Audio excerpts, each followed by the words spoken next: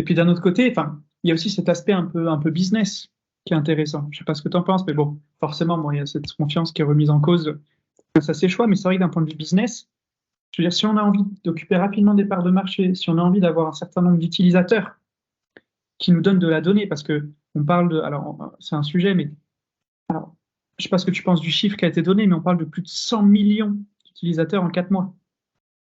Oui, mais alors justement, il faudrait un peu s'arrêter sur ce qu'est un utilisateur. Là, ce n'est pas 100 millions d'utilisateurs, c'est 100 millions de comptes enregistrés pendant une certaine période. Après, est-ce que ces comptes sont utilisés de façon récurrente ou pas? On n'en sait rien. Tout ce qu'on a, c'est ce chiffre de 100 millions qui a été jeté en pâture. Et pour dire, vous vous rendez compte, c'est extraordinaire, en 4 mois, 100 millions. Et donc tout de suite, comment dire, ça alimente le buzz parce que clairement, depuis le début de l'année, on est à nouveau dans une situation d'effet de mode, d'effet démo, d'effet de mode. Et à chaque fois, avec chaque nouvel effet de mode, on augmente encore un petit peu plus le côté exagéré, le côté extraordinaire. On trouve toujours des éléments pour dire, vous vous rendez compte, c'est du jamais vu, on atteint des sommets jamais atteints, etc., etc. Donc là, effectivement, on extrapole tout de suite à 100 millions d'utilisateurs, mais bien sûr, moi je m'inscris en faux, il y a éventuellement 100 millions de comptes, et en fait, on n'en sait rien puisqu'on ne connaît pas les chiffres, on n'a pas accès à leurs données.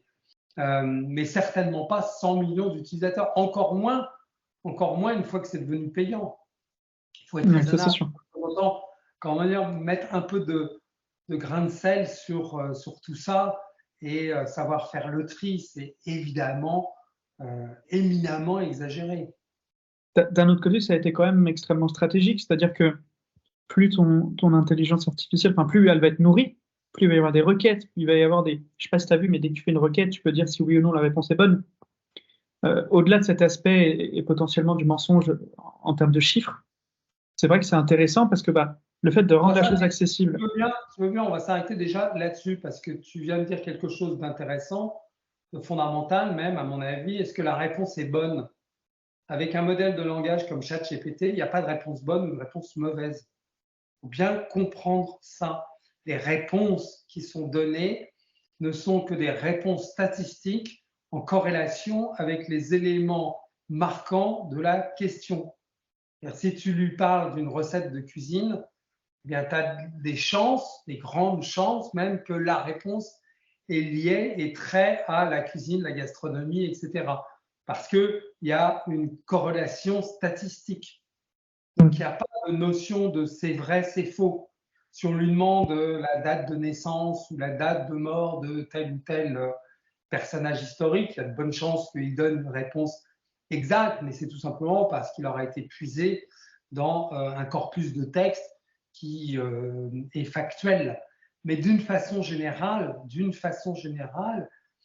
avec ChatGPT, il n'y a pas de réponse bonne ou de réponse fausse, d'autant plus que le système, dans son ensemble, n'a aucune compréhension sémantique de ce qu'il manipule, aussi bien en entrée la question qu'on lui fournit, parce qu'on le texte qu'on lui fournit, que ce soit une question ou pas une question, on peut très bien dire voilà un texte, commente-le-moi, synthétise-le-moi, résume-le-moi, ou au contraire, étends-le. Bon. Mhm. Donc, il n'y a pas de compréhension sémantique sur ce qui est donné en entrée et il n'y a pas de compréhension non plus sémantique sur ce qui est donné en sortie. C'est simplement statistiquement probable. Okay. En gros, bon, bah, ok, je vais prendre ce bout de texte, ça a l'air de coller statistiquement, allez hop, boum. Donc, il ne faut pas confondre. On ne peut pas dire il donne des réponses exactes.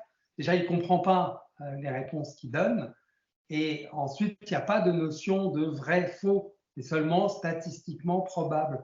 C'est quand même vachement important de Ouais. remettre ce point sur ce i, parce que tout découle de là. Tout ce qu'on peut comprendre de la performance ou du potentiel ou des limites de ces modèles de langage passe d'abord par comprendre comment ils fonctionnent.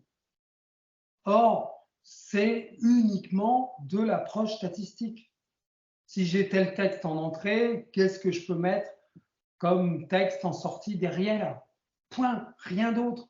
Aucun début de commencement de compréhension de rien du tout. C'est comme s'il manipulait des langues étrangères qu'il ne comprenait pas du tout.